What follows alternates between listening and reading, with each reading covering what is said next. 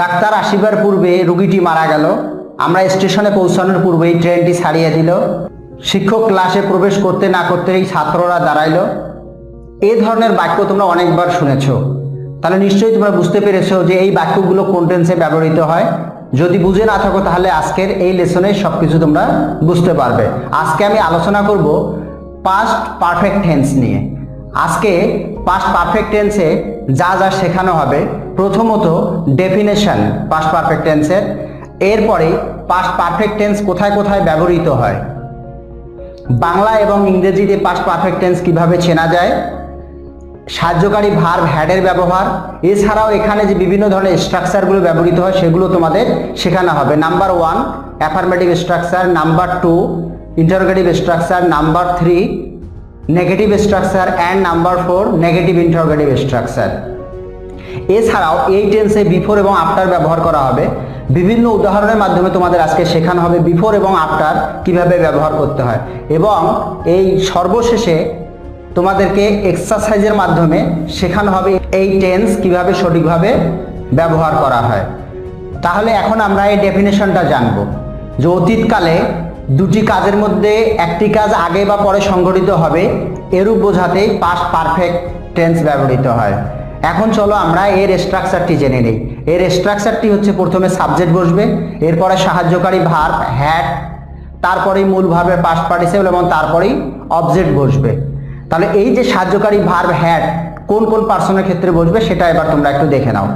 First person যদি I হয় তার সাথেও হ্যাড বসবে, ফার্স্ট পার্সন উই হলেও হ্যাড বসবে, সেকেন্ড পার্সন ইউ হলেও হ্যাড বসবে, থার্ড পার্সন যদি সিঙ্গুলার হি শি ইট বসে তাহলেও হ্যাড বসবে, এবং থার্ড পার্সন প্লুরাল হলেও হ্যাড বসবে।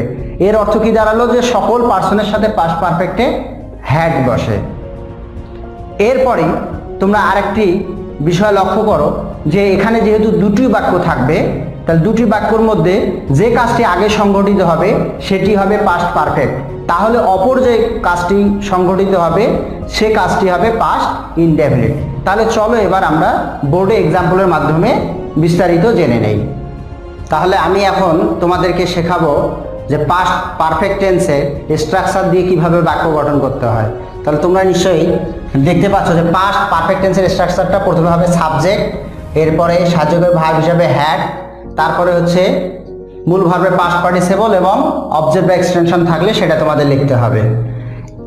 এই টেন্সে দুটো বাক্য থাকবে, একটি হলো পাস্ট পারফেক্ট আর একটি হচ্ছে পাস্ট ইনডেফিনিট। পাস্ট ইনডেফিনিট স্ট্রাকচারটা হচ্ছে প্রথমে সাবজেক্ট, এরপর ভার্বের পাস্ট ফর্ম এবং তারপরে অবজেক্ট। তাহলে নিশ্চয়ই তোমরা বুঝতে পেরেছো।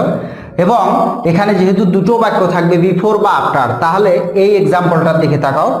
আমি লেখার আগে তুমি লিখেছিলে, তাহলে এখানে দুটো কাজ, আমি লেখা তুমি লিখেছিলে, তাহলে দুটো কাজের মধ্যে কোন কাজটি আগে হয়েছে সেটা আমাকে প্রথমে লিখতে হবে, অর্থাৎ বিফোরের আগেই হবে পাস্ট পারফেক্ট। তাহলে বিফোর শব্দটা আমরা আগে একটু লিখে নেই। বিফোর বোঝার সুবিধার্থে আগে লিখে রাখলাম। আমি লেখার আগে তুমি লিখেছিলে, তাহলে এখানে দেখো দুটো কাজের মধ্যে কোন কাজটি আগে হয়েছে, আমি লেখার আগে তুমি লিখেছিলে, তাহলে তুমি আগে লিখেছিলে। তাহলে যেহেতু এখানে বিফোর আছে প্রথমে হবে পাস্ট পারফেক্ট, তাহলে তুমি লিখেছিলে, এটা পাস্ট পারফেক্টের নিয়মে করো। তাহলে সাবজেক্ট হচ্ছে তুমির সাবজেক্ট হচ্ছে ইউ, এর সাথে হচ্ছে সাহায্যকারী ভার্ব হ্যাড, আর লেখার ইংরেজি হচ্ছে রাইট, তার পাস্ট পার্টিসিপল হচ্ছে রিটেন। তাহলে ইউ হ্যাড রিটেন বিফোর আমি লেখা, তাহলে এই জন্য তোমরা এটা পাস্ট ইনডেফিনিটের নিয়মে করবা। তাহলে আই রোট, তাহলে কি দাঁড়ালো যে you had written before I wrote. পরের বাক্যটিতে এখন খেয়াল করো, তুমি আসার পরে, তুমি আসার পরে আমি সেখানে গিয়েছিলাম।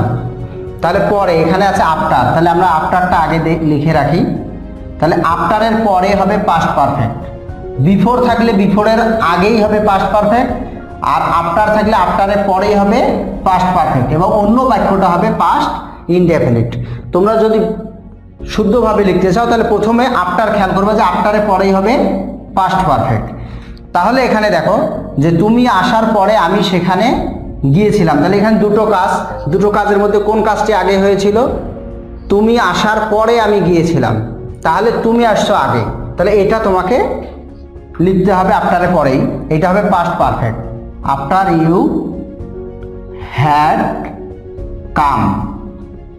এখন অপর বাক্যটি হবে তাহলে পাস্ট ইনডেফিনিট, আমি সেখানে গিয়েছিলাম, তাহলে কি হবে আই ওয়েন্ট দেয়ার। তাহলে I went there after you had come. নিশ্চয়ই তাহলে তোমরা বুঝতে পেরেছো এই স্ট্রাকচারটি। আরও এক্সাম্পল দেখে নেই।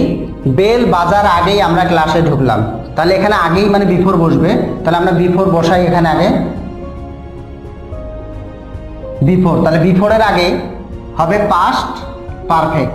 তাহলে কোন কাজটি আগে হয়েছে? বেল বাজার আগেই আমরা ক্লাসে ঢুকলাম, আমরা আগে ক্লাসে ঢুকেছি, এটা হবে পাস্ট পারফেক্ট। তাহলে এখানে সাবজেক্ট হচ্ছে আমরা হচ্ছে উই হ্যাড ক্লাসে ঢুকলাম, অর্থাৎ এন্টার, past participle entered into the class. We had entered into the class before, bell বাজার আগেই, bell the bell rang.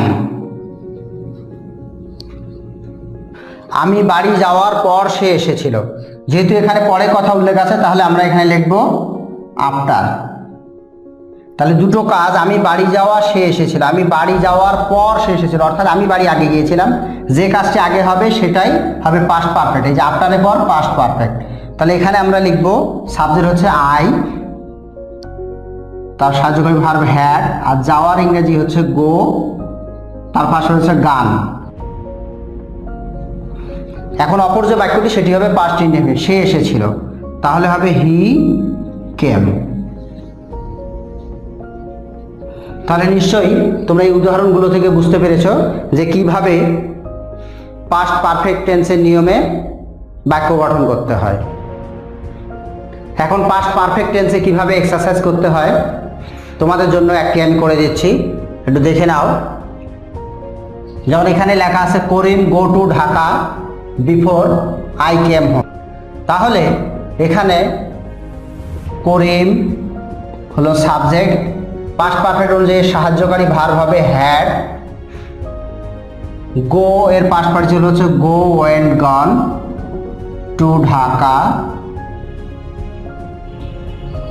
Before I came. তাহলে এইভাবেই তোমরা বাকি এক্সারসাইজগুলো করে আমাকে কমেন্ট বক্সে লিখে জানাবে। তাহলে this is all about for past perfect tense. Thank you for watching. Bye by.